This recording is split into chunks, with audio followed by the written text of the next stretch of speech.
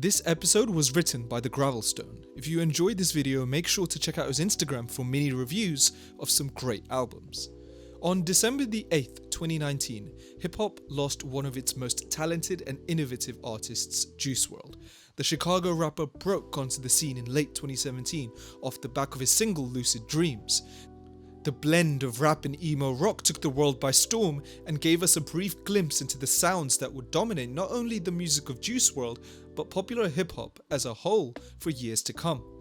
2 years after the single's release, Juice WRLD had skyrocketed to the top of the music industry, and at the height of his success and influence, fell victim to the drug abuse he so openly sung about throughout his discography.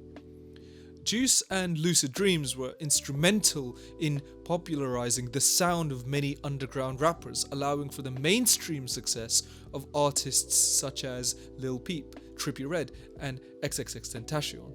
While he didn't create the emo trap sound, Juice established an interest in it, and when he blew up, so too did countless other talented artists like himself.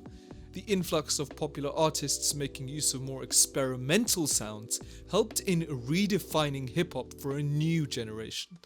At the time, traditional hip-hop had worn out its welcome, with talented lyricists and progressive beats falling by the wayside and being replaced with bland rhymes and repetitive production. However, hip-hop's new wave of artists were able to vastly expand the art form, including guitars, hard rock, and melodic stylings into their music. Furthermore, to match their influences, many of these artists wrote lyrics that were more in tune with poetry than they were with any classic rap lyrics, speaking on issues such as heartbreak, addiction, and depression. A key point to note is that all three of those things can stem from something called codependency on people or substances, something that Melody Beattie has covered in extensive detail and proves that every single human has some sort of form of codependency in them, in one capacity or another, and that's quite interesting. At the forefront of the hip-hop redesign was Juice WRLD. After the success of Lucid Dreams, Juice wasn't willing to settle for being a one-hit wonder and quickly released his first studio album titled Goodbye and Good Riddance. The project furthered the exploration of alternative and pop influences as seen on Lucid Dreams, and even presented itself as a concept album of sorts, loosely focusing on a messy breakup within Juice's life. The album was met with mixed critical reception but proved extremely successful for Juice WRLD, going platinum in only 8 months. The record contained songs such as Wasted, Black and White, which prioritized style over substance but never lost their quality. Juice's music was enjoyable and accessible, only increasing his rise to fame. In the months that followed the release of Goodbye and Good Riddance, Juice released songs such as Armed and Dangerous and Fine China that expanded his style into a blend of pop and rap. In order to truly master this style, Juice released a collaborative album with rapper Future at the tail end of 2018.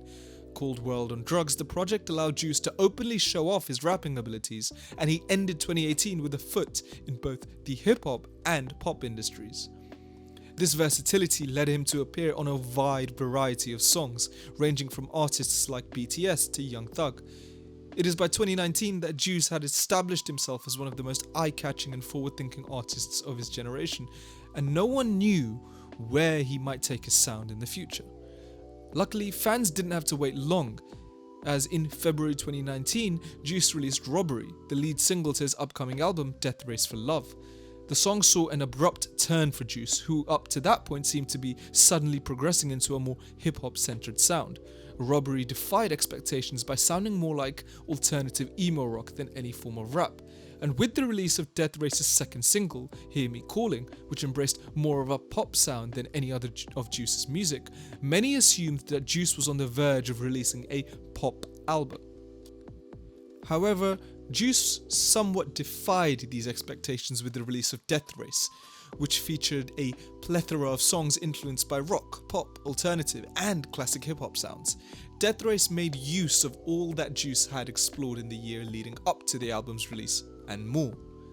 He capitalized on his pop style with songs such as Hear Me Calling and Empty, his lyrical talents with Out of My Way and Bee's Knees, and he also introduced new sounds as seen on tracks like Ring Ring and Robbery. While Death Race for Love was definitely a bloated release, it gave Juice plenty of space to explore new and old sounds. And what Juice would have done with his future projects can only be speculated upon. Would he have pursued a completely rock-inspired release, gone back to his hip-hop roots, or attempted another concept album? Sadly, we'll never know the answer.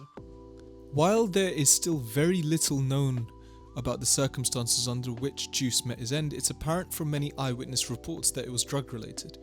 This comes off as little surprise to fans of Juice, whose music was filled with references to his prescription pill addictions. The loss of Juice comes only 2 years after the death of fellow rapper Lil Peep, who tragically lost his life after overdosing in his trailer before a show, and only 1 year after the loss of Mac Miller to another drug-related overdose. While one may assume that in the wake of Juice's declarations of pill addictions that actions would have been taken to prevent just the thing that took Juice WRLD's life, but none were. In fact, through addressing his addiction in such an open way, Juice only made it worse, most likely gaining only sympathy from others and inspiring many others to try the same pills he was hooked on. While I've already covered the aspects of codependency early on, I think the Stoics are certainly a key factor in what helped me understand desires in life and the meaning behind what desires actually are. Descartes, the famous Stoic, once said that the only thing entirely in our power is our thoughts, and that the secret of philosophers who were able to free themselves from the tyranny of fortune and fame, or suffering and poverty, was their ability to alter their desires rather than change the order of the world. I think, in my eyes, the youth nowadays could learn a lot from the Stoics and their teachings on understanding what life actually means and emotions, rather than taking inspiration from anything they see or want to feel. Understand what desires are, understand what you want to desire, understand how that can be done in many ways and what they mean. I'm guilty also of not taking enough time to introspect and understand what I feel and why I feel them.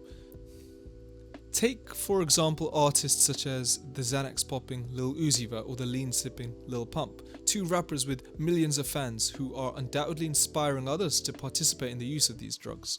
While fellow artists may inherit musical stylings from Pump or Vert, they also inherit their addictions. Overall, the biggest takeaway from Juice's death is that the glorification of harmful drug use within hip-hop is leading to a vicious cycle that traps countless artists, and has been doing so for years. Unless action is taken, it's only a matter of time before the next rising artist loses their life to the same type of addiction seen within Juice. I think, going back to that Stoic point earlier, rather than resorting to the broken pleasures of life, attempting to rationalize one's desires should be the first priority, and Gucci Mane is actually one of the key leaders within this space in my eyes, because he's someone who's managed to turn their life around by understanding what codependency is, understanding what they want out of life, and changing for the better. I think the youth can really learn from someone like him. Throughout the course of Juice WRLD's short but meaningful career, he helped to change the hip-hop landscape in ways that will be seen for years to come. The art he made will live on eternally, even though he won't. And Juice's memory will stay strong for as long as his fans remember his impact. It's fitting that one of the greatest rising artists of the 2010s was lost to one of the worst trends to emerge from the decade. In the current generation, far too many artists are lost to the pressure of their fame.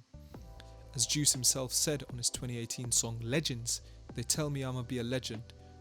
I don't want that title now, cause all the legends seem to die out." This is the hard reality that many fans, artists, and people in general need to address. The pressures of fame can actually be too much for most to handle, and cries for help are often overshadowed by the excessive lifestyle and pressure that artists feel. It's just a tragedy that one of the few musicians who acknowledged this really fell victim to it.